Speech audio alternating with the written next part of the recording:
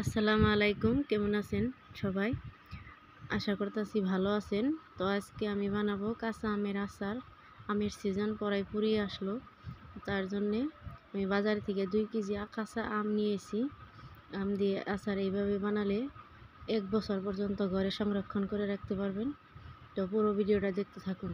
প্রথমে আমি আমগুলো কেটে নিব।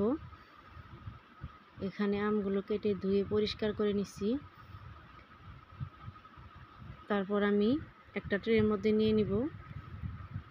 আমগুলো ভালো করে মেখে নিব। কিছু লবণ, হলুদ আর মরিচের গুঁড়া দিয়ে ভালো করে মেখে তারপর একটা ডালার মধ্যে শুকাতে দিব। তো ওই ডালাটা ছোটো হয়েছিল, তো তার জন্য আমি একটা বড় ডালার মধ্যে নিয়ে নিছি, নিয়ে শুকাইতে দিছি রোদে 4-5 ঘন্টার মতন। 4-5 ঘন্টা শুকানোর পর এখন আমি কড়াইতে কিছু শুকনো লঙ্কা আর 5 ফোড়ন ভেজে নিব। 5 ফোড়ন ভেজে নামিয়ে নিব। তারপরে আমি এই যে আমগুলো দেখুন 4 ঘন্টা পর কীরকম শুকিয়ে গেছে। এখন আমি কড়াইতে শুকনো লঙ্কা দিয়ে দিছি 4টে, তারপর থেতো করে রাখা রসুন দিয়ে দিছি। এখন আমি কাঁচা আমগুলো ঢেলে দিব।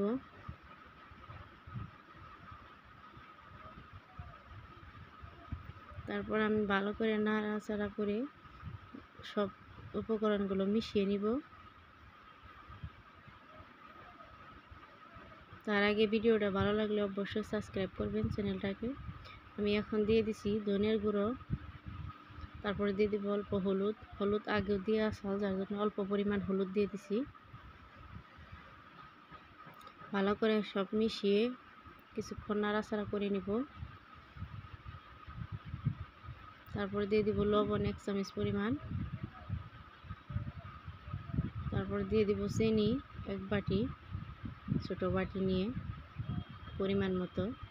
আপনারা চাইলে আরও কম বেশি করে নিয়ে দিতে পারবেন। আমি এখন ভালো করে মিশিয়ে নিব। কিছুক্ষণ ভালো করে নাড়াচাড়া করে মিশিয়ে তারপর আমি আগে থেকে ভাজে রাখা মরিচ আর শুকনো মরিচ আর 5 ফোড়নগুলো দিয়ে দিচ্ছি গুঁড়ো করে।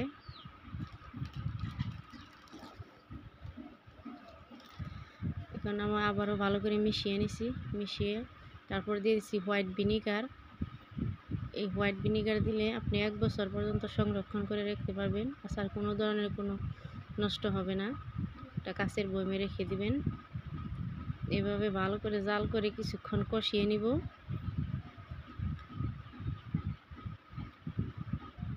আপনারা ভালো করে কষিয়ে নেবেন, তা না হলে নষ্ট হয়ে যেতে পারে। এভাবে দেখুন আচারটা আমি এখন নামিয়ে নিছি ঠান্ডা করার জন্য। তারপর আমি একটা কাঁচের বয়মে ঢেলে নিব, 1 বছর সংরক্ষণ করে রাখবো। ভিডিওটা ভালো লাগলে লাইক দিবেন। আল্লাহ হাফিজ।